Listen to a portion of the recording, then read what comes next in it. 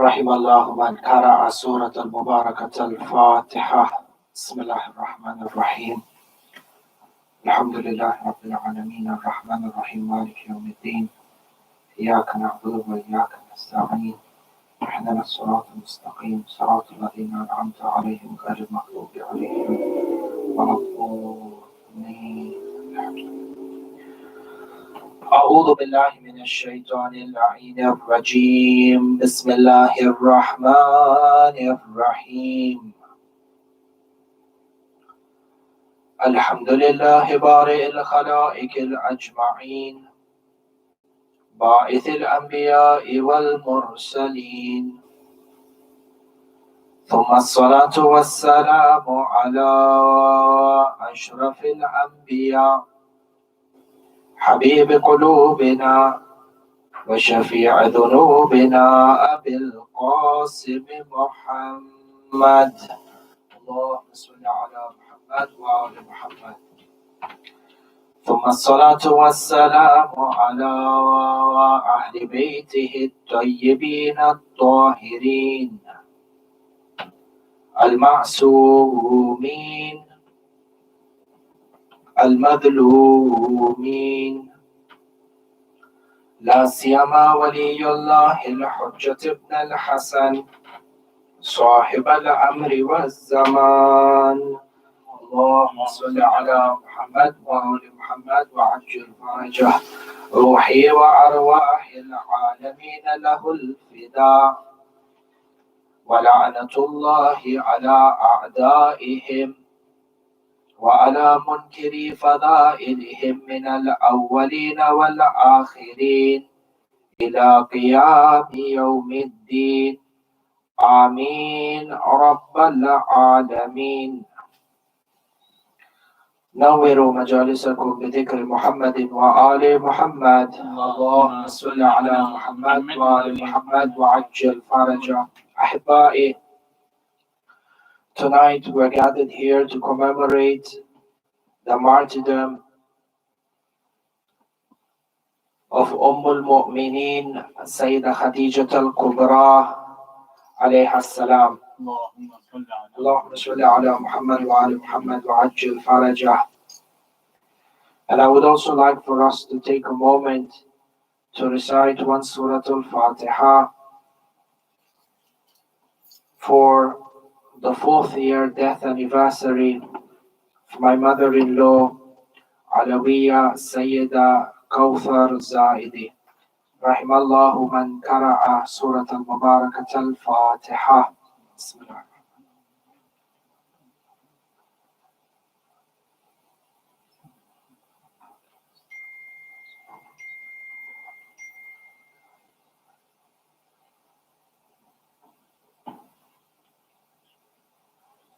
May Allah subhanahu wa ta'ala have mercy upon all our marhumeen and marhumaat and grant them with an elevated status.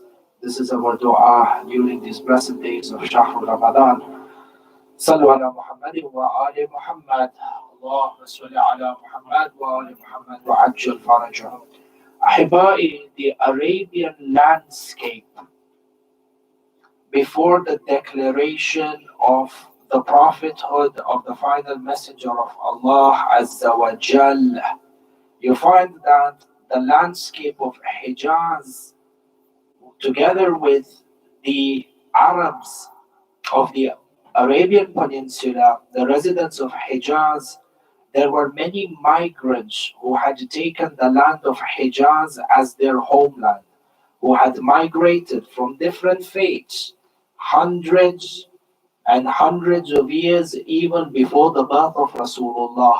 And you have from here amongst the Christians and you have amongst the Jews, which is why you find that within the population of Medina and within the surrounding populations of Makkah, there were communities of different faiths from the previous books of Christianity and of Judaism that had settled within the Arabian Peninsula. Now, the spiritual headquarters of these religions was not Medina, was not the Arabian Peninsula. They had more to do within the lands of Sham, for example, or within the land of Egypt, for example, the greater land of Sham. Why is it that these different denominations and these different religions, and particularly the religious figures within these world religions, why is it that they migrated to Medina? Why is it that they migrated to the Arabian Peninsula? And this is an important question for us to be able to answer and to understand in order to get a glimpse of the ma'arifah of Sayeda al-Mu'mineen, Sayeda Khadijah alayha salam. You find that history records that a number of communities from amongst the Christians and a number of communities from amongst the Jews, the followers of Nabi Musa and the followers of Nabi Isa, actually migrated to the land of Hijaz, to the land of Medina, because they were in a state of intidar. State of intidar. Shlon, how we are in a state of intidar for the Imam Zaman of our time. We are waiting for the appearance of our Imam or the reappearance of our Imam. Similarly, the Christian communities and the Jewish communities at that time migrated to the land of Hijaz because they were actively waiting for the arrival and the declaration of the final messenger. Yani, you have Nabi Musa alayhi salam, before he left his community, he gave them advice and he gave them signs and he gave them glad tidings of the next prophet after him. Similarly, you find that Nabi Isa alayhi salam, when he declared his prophethood, a big part of his risala was to give the people the glad tidings and prepare them for the coming of Rasulullah sallallahu alayhi wa alihi wa sallam. Allahumma salli ala Muhammad wa ali Muhammad wa ajil faraja. And to prove this point, we have within the Holy Quran itself, where if you were to refer back to Surah al Saf, verse number 6, Allah subhanahu wa ta'ala says, Bismillah ar-Rahman ar-Rahim. وَإِذْ قَالَ عِيسَى بْنُ مَرْيَمَ يَا بَنِي إِسْرَائِيلَ إِنِّي رَسُولُ اللَّهِ إِلَيْكُمْ. When Nabiullah Isa said to the people of Bani Israel, indeed, I am a prophet sent towards you. مُصَدِّقًا لِمَا بَيْنَ يَدَيْ مِنَ التَّوْرَاةِ. I am here to establish the authenticity of the Torah, and I am here to establish and uphold the teachings of the Torah. Yani, Nabiullah Isa has come in his dawr or in his stage to develop and to assert the Torah of Nabiullah Musa. وَمُبَشِّرٌ بِرَسُولٍ يَأْتِ مِنْ بَعْدِهِ. And I am here to give you glad tidings of a prophet who will come after me. Ismuhu Ahmad. Sallu ala Muhammad wa ali Muhammad. Allahumma salli ala Muhammad wa ali Muhammad wa ajil faraja. His name is Ahmad, yani from the names of Rasulullah. So you find that as per this verse of the Quran, a big part of the message of Nabiullah Isa was to guide the people and prepare the people for the coming of Rasulullah. And similarly, the Jewish communities, the followers of Bani Israel, were also absolutely familiar, aware, and in a state of awaiting for the coming of Rasulullah. Therefore, you have within the geography or the population of Hijaz a community of followers of the traditions and the religion of Nabiullah Isa and the followers of the Torah. And how do you know that the followers of the Torah rejected Nabiullah Isa, even though Nabi Musa had spoken about the coming of Isa, but they rejected Isa because of the lineage of Nabiullah Isa. He didn't come from the lineage of Ishaq as they had thought. In either case, the tafsir for this or the detail for why they rejected Nabiullah Isa is a lecture on its own.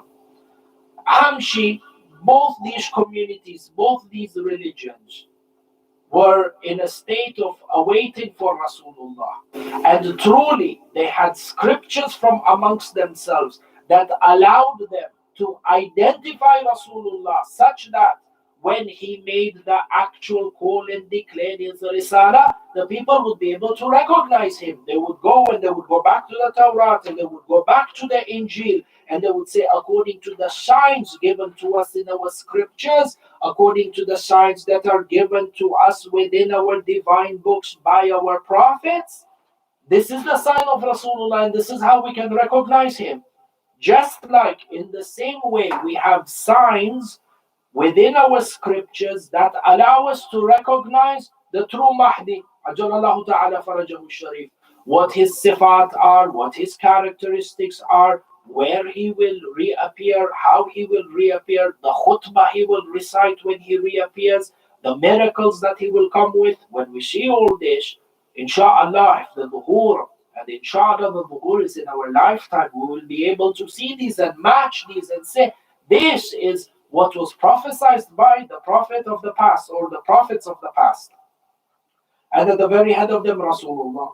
So therefore, we are able to understand that this community was in a state of intidar.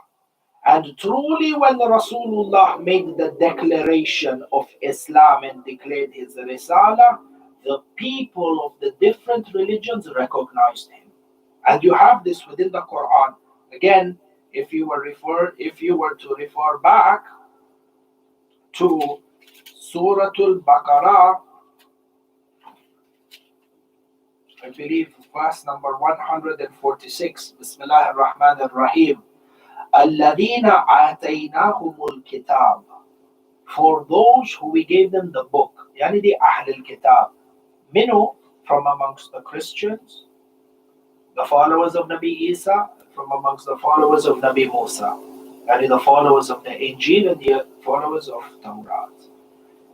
Alladhina ataynahumul kitab, the ones who had the Torah and the Injil, ya'rifunahu kama ya'rifuna abna'ahum. They recognize Rasulullah just like the way they recognize their own children. So there is absolutely no shock in the sifat that was given in the Torah and in the Injil in regards to the description of Rasulullah. There was no doubt that this is not the prophet that was prophesied about. It was that cut clear. This is how much detail about Rasulullah was given in the previous scriptures. But then the Quran goes to say, وَإِنَّ فَرِيقًا مِّنْهُمْ. And there are some of these people, a lot from the followers of Bani Israel and the followers of Nabi Isa, when the Rasulullah made the declaration, they embraced Islam because they saw this matches the sifat within their own books. However, like in every religion, there is this group of people who rejected haqq. And the Quran points towards this. وَإِنَّ فَرِيقًا مِّنْهُمْ لَا يَكْتُمُونَ الْحَقَّ وَهُمْ يَعْلَمُونَ. There are these group of people who reject haqq, not because they are oblivious or because they are not convinced of the truth, whom deep inside their heart, they know this is the truth and they will still reject the truth. And Allah subhanahu wa ta'ala points towards this. This is why you find within Islamic history from the communities of Bani Israel and the communities of Nabi Isa that rejected Rasulullah and Allah Azza wa Jal condemns them. It's not because somebody came and professed to them La ilaha illallah Muhammadur Rasulullah and they didn't believe. No, they had absolute yaqeen, but they still disbelieved. And similarly, copy for copy, you find same thing applies to the 12th Imam. There are those who will recognize Imam al-Hujjah. They will know that truly he is the awaited Imam and the Imam who is going to spread peace and justice. Bila shakkin wala rayb. Despite that, they will come and they will reject Imam al-Hujjah. Upon the dhuhur, they will know he is the son of Imam Hassan al-Askari. They will know he is the grandson of Sayeda Fatima al-Zahra. They even know that the slogan of Imam al-Hujjah is Ya Litharat al-Husayn. يَعْرِفُونَهُ كَمَا يَعْرِفُونَ أَبْنَاءَهُمْ. People will be absolutely familiar with hadith and text and deen and dua and everything, but they will reject Imam al-Hujjah. And within our hadith, ulama will come up in front of Imam al-Hujjah and they will say to him, La hajata lana bika yabna Zahra. They will say, we have no need for you, yabna Zahra. Yani they acknowledge he's the son of Zahra. They will say that. Ulama who could have reached at that stage and reject Imam al-Hujjah. What about ordinary people like you and I? In any case, kalamuna in that, like the way Rasulullah sallallahu alayhi wa alihi wa sallam's description were clearly outlined within the Injil and the Torah. Our question now is this. This is our muqaddimah. Our question now is there any other individual who played a critical role in Islam whose characteristics were also mentioned in the scriptures of the past? And this is where the introduction to Sayeda Khadijah al-Mu'mineen alayha salam comes, where we will be able to prove from religious text, number one, that Sayeda Khadijah al-Mu'mineen alayha salam was one of those personalities whose characteristics, whose adama and whose fada'il were outlined in the scriptures of the past, including the Torah. And her description and her sifat would then become a sign for hidayah for the religions of the past. We will take this one example from Biharul Anwar, and we will take a second example from the Quran to show how Allah subhanahu wa ta'ala elevated the status of al-Mu'mineen Sayyidah Khadijah al-Kubra alayha salam. All of this with the salawat ala Muhammad wa ali Muhammad.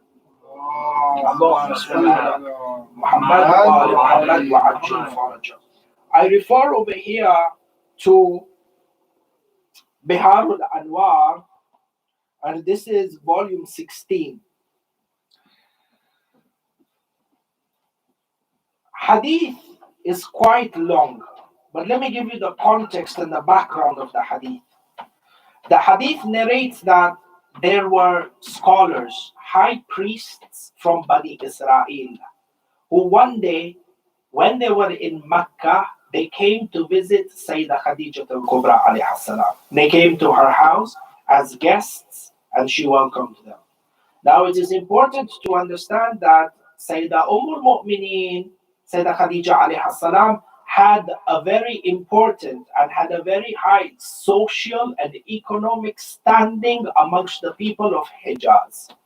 She was one of the most wealthiest traders in Hijaz, such that the historians mention that when the trading caravans would leave from Hijaz, would leave from Mecca, as you find within the Quran, رِحْلَةُ الشِّتَاءِ وَالسَّيْفِ, the trade caravans that will travel within the winter season and within the summer season. They say that for all the caravans that left from Mecca to trade, Sayeda Khadijah's caravans, just the wealth of Sayeda Khadijah would outdo the entire trade caravans of the Meccans times 40. Gather the wealth of all the Meccans from the Quraysh, whether they are from Abu Sufyan or Abu Jahl or whoever, any trader going out with a trade caravan from Mecca, add all of them up together, tally their wealth, Sayyidah Khadijah al-Mu'mineen alayhi salam times 40. This is how financially powerful she was before the coming of Rasulullah. Now you can imagine, the Meccans as traders were not people of poverty. These were people who were very well off. in the within the Hijaz population, respected as traders, respected as businessmen. Now, if Sayeda Khadijah alayha salam's wealth is 40 times over the entire wealth possessed by the people of Mecca, keep in mind, during the Masa'ib, 23 years later, Sayeda Khadijah, on her deathbed, does not possess enough money for a kafan. The wealthiest woman in Arabia, 40 times over, allows us to understand the contribution of Sayeda Khadijah towards the spread of Islam and the rightful attribution of the title Ummul Mu'mineen towards her, as opposed to others who came and took the glory from a title without any sort of sacrifice, without any sort of contribution. Rather, they became a burden on the Rasulullah. In any case, for the people, the high priests from the followers of Bani Israel and the followers of Nabiullah Isa would come and they would visit Sayeda Khadijah, and she would honor them, and many times she would give them charity, and she had this social status, just like the most elite, you would say, businessmen meet with many people and have the honor of having all these grand meetings with all these important personalities, faith-based or not. The same thing applied with Sayeda Khadijah alayhi salam. So within one of these seatings, where this group of priests come and visit Sayeda Khadijah, they're seated in her house, they see Rasulullah pass by the house of Sayeda Khadijah. This is even before Sayeda Khadijah is married to Rasulullah. They see Rasulullah pass by. The priest looks at the Rasulullah and he recognizes him. Because as we said in the beginning of the majlis, that the signs of the Holy Prophet were given in the scriptures of the past. And this is the main reason that the Jewish and the Christian community migrated to Hijaz to begin with. For he saw Rasulullah and he recognized him. And over here, the Jewish priest says something to Sayeda Khadijah. شوفوا.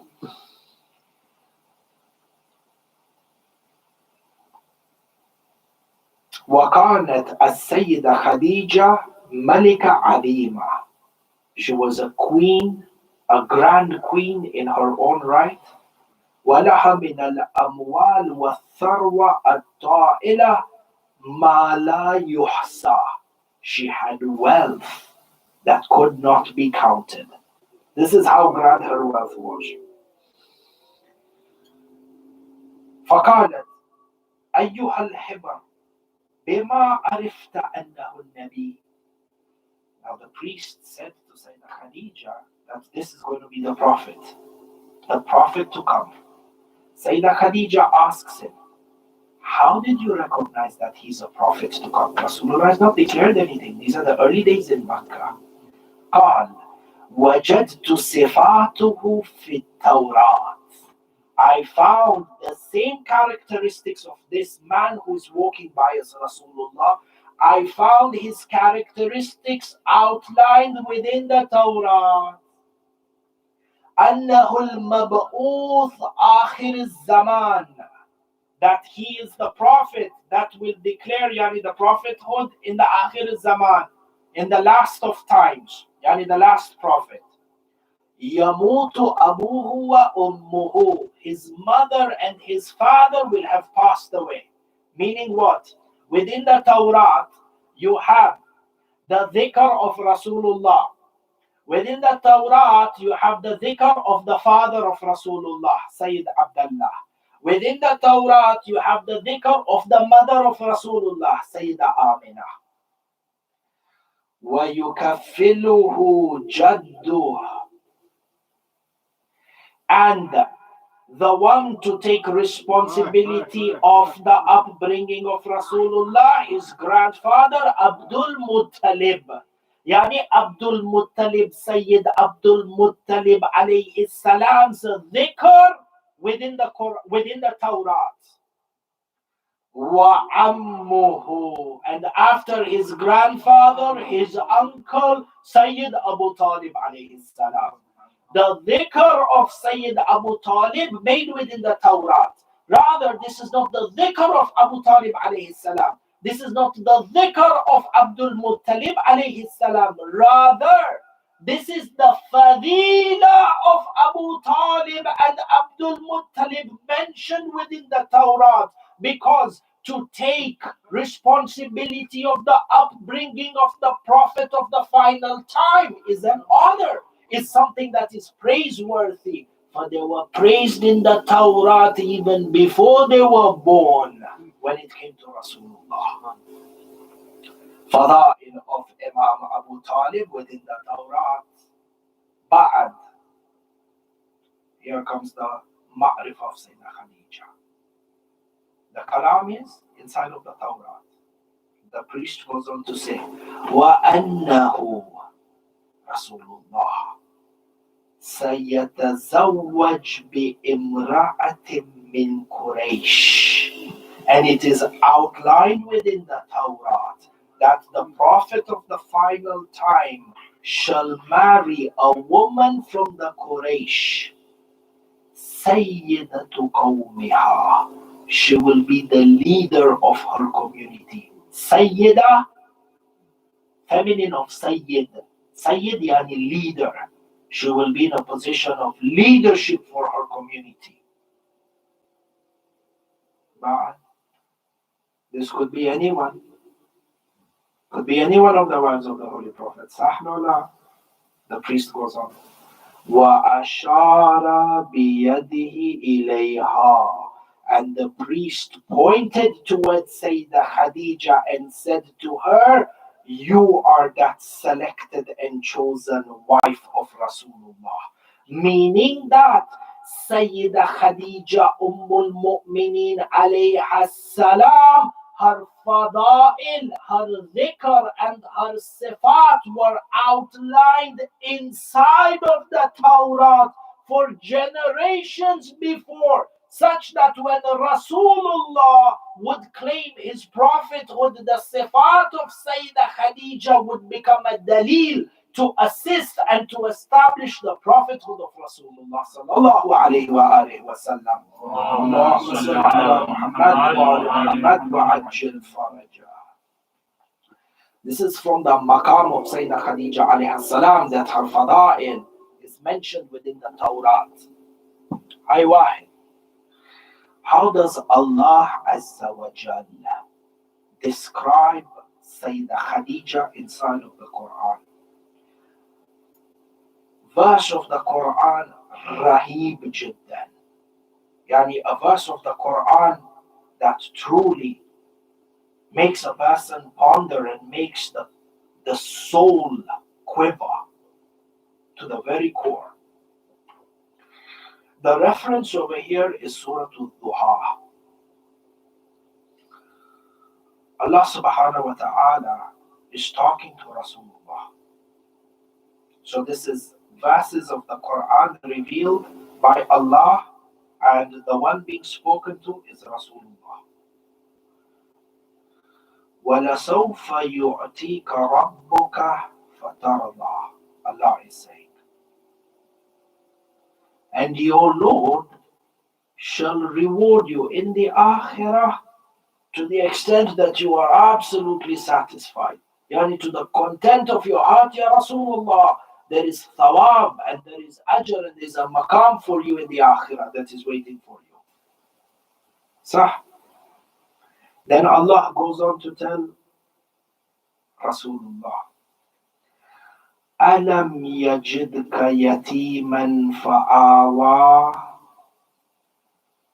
Ya Rasulullah, did your Lord, did he not find you? Yani did Allah not find you as an orphan and then protected you? Yani Allah is saying in the Quran, Ya Rasulullah, as an orphan I protected you. But when you come to the dunya, and when you look at the life of Rasulullah, who protected Rasulullah as a yatim? Abu Talib alayhi salam.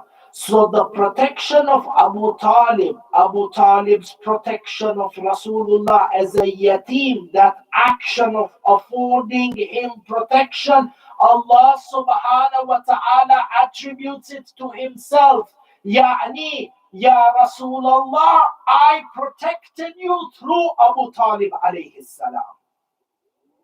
شوفوا, Abu Talib's protection is attributed to Allah Azza wa Jal.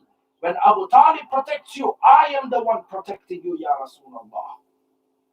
And similarly, when you come to the verse number 8, you find وَوَجَدَكَ عَائِلًا فَأَغْنَى. Ya Rasulullah, you were overcome by poverty, but I am the one who made you sufficient with wealth. I am the one who made you wealthy, Ya Rasulullah. When you come to the alam al-dunya and you find that during the time of the propagation of Islam, when Rasulullah possessed no wealth, who gave Rasulullah this wealth? Sayeda Khadijah. So Allah subhanahu wa ta'ala within Surah al says, Ya Rasulullah, this wealth of Khadijah is my wealth. I have afforded you this wealth through Sayeda Khadijah alayha salam.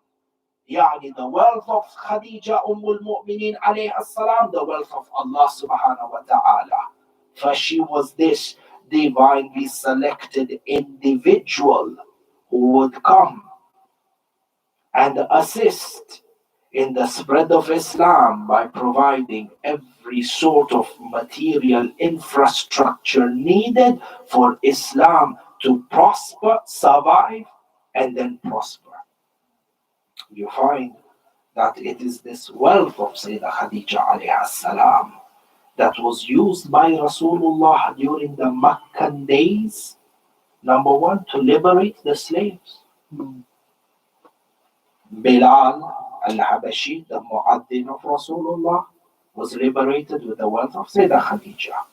And similarly, every Muslim in Mecca from the early Muslims who was from the slaves and was liberated through the wealth of Sayyidah Khadijah alayha salam. Number two, the expedition.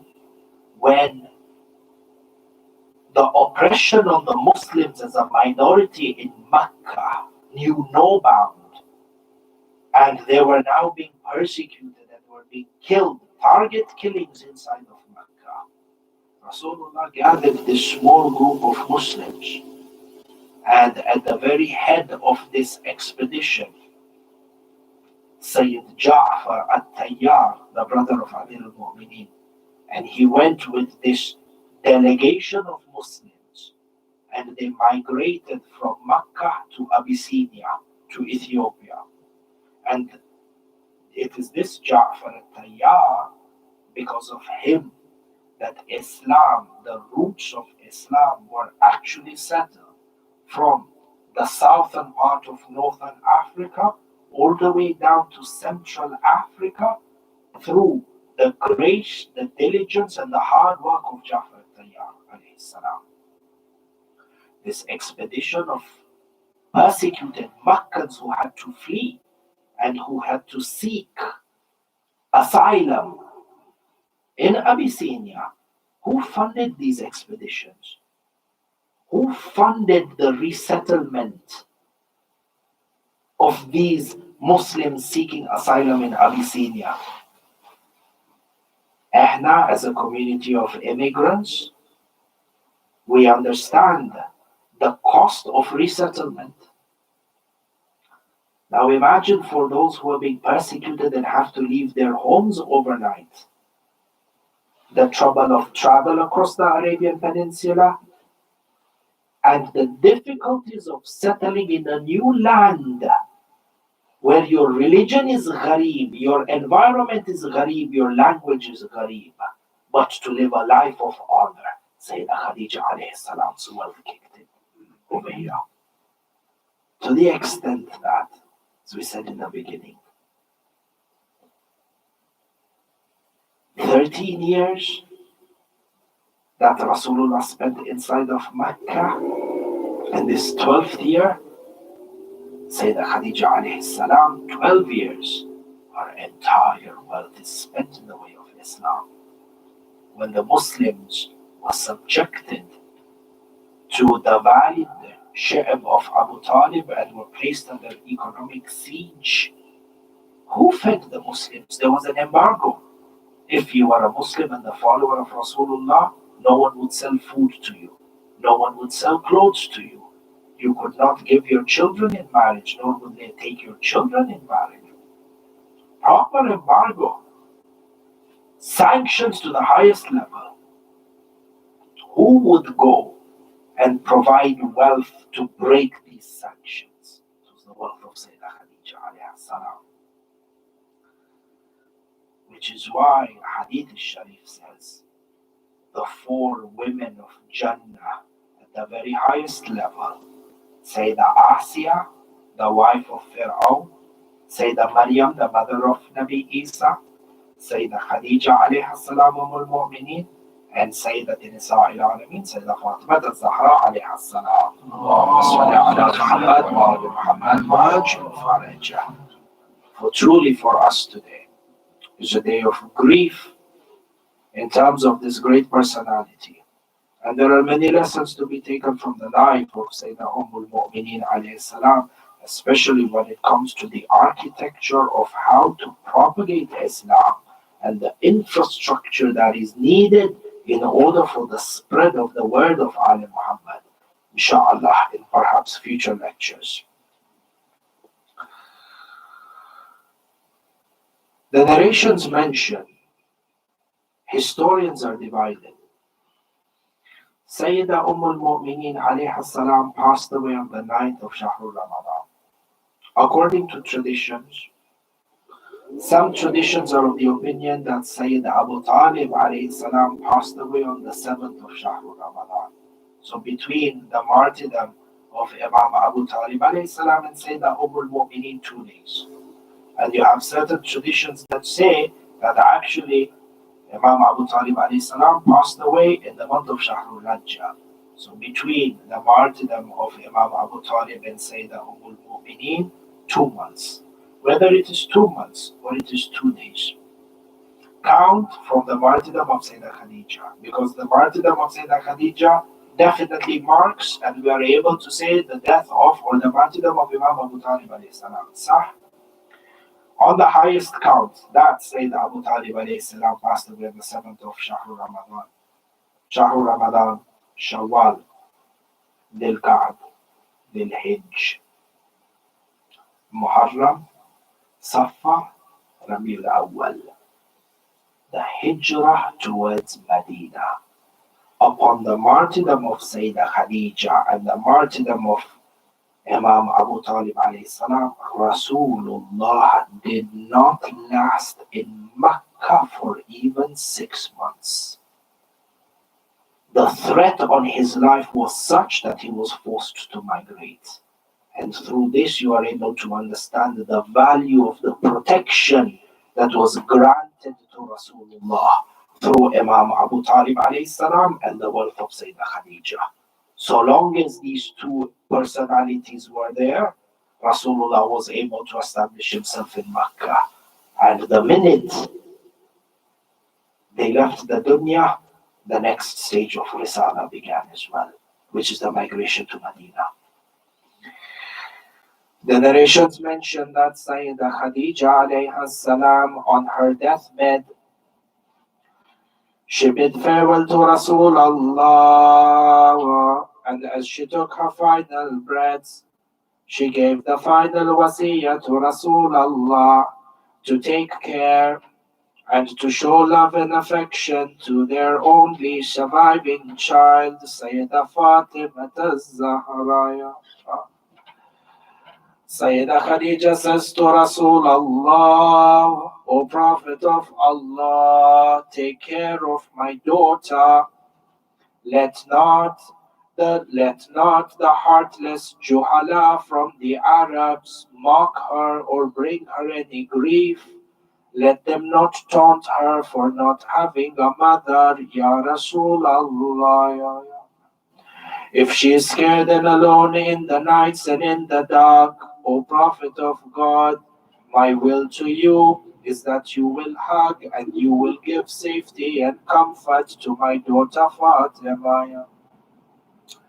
Ya al-Mu'mineen, Ya al-Mu'mineen. You are worried about the Arabs taunting Sayeda Fatima.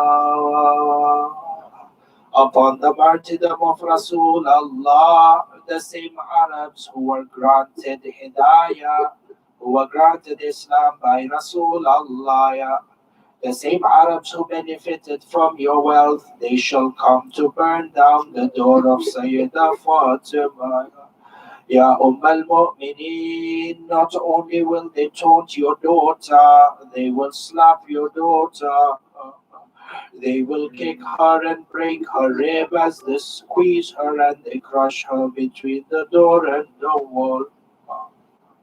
And it is as if Sayeda Khadijah on this day of Saqifa is watching the tribulation and the masa'ib that fall upon her daughter on this day behind the door.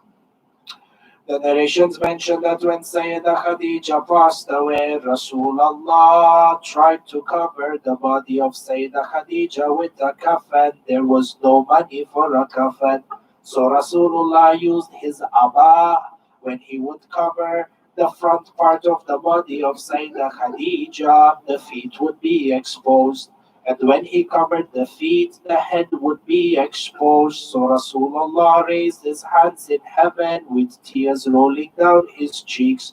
He said, Ya Allah, I am Muhammad, your messenger, and this is your slave Khadijah.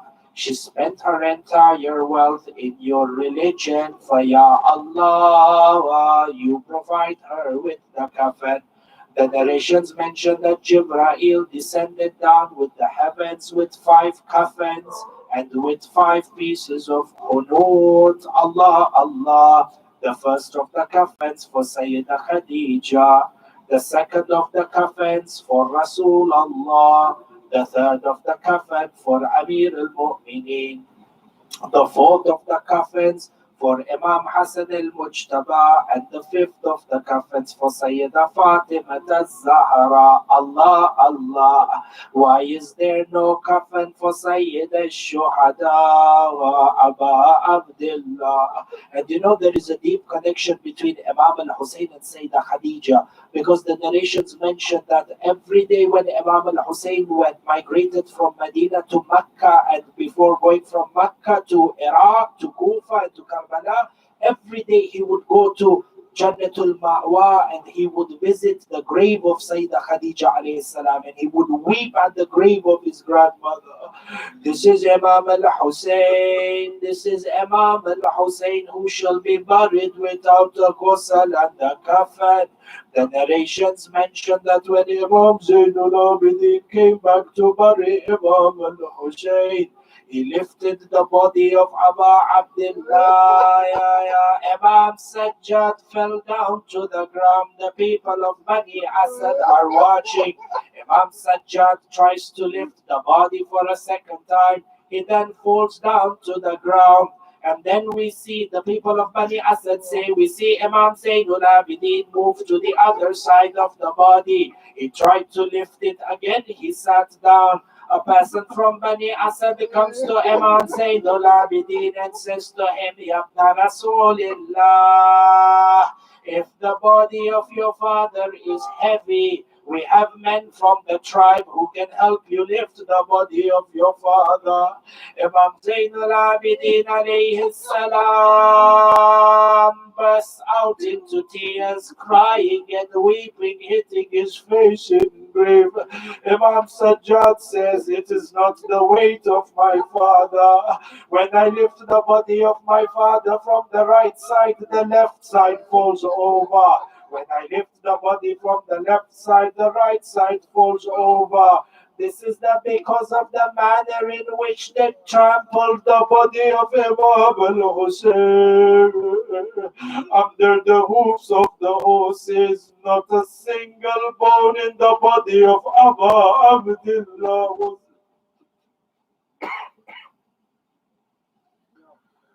They say when you lay down the body into a qabr, Allah, this is the last part of the masa'ib that will break your heart. They say when you lift down the body into the qabr, make a pillow of sand in the qabr. Do you know why they make a pillow of sand? They say make a pillow of sand so you can put the right cheek of the dead body against the soil. But what about the body of Abu Abdullah? What did Imam Zainul Abidin do?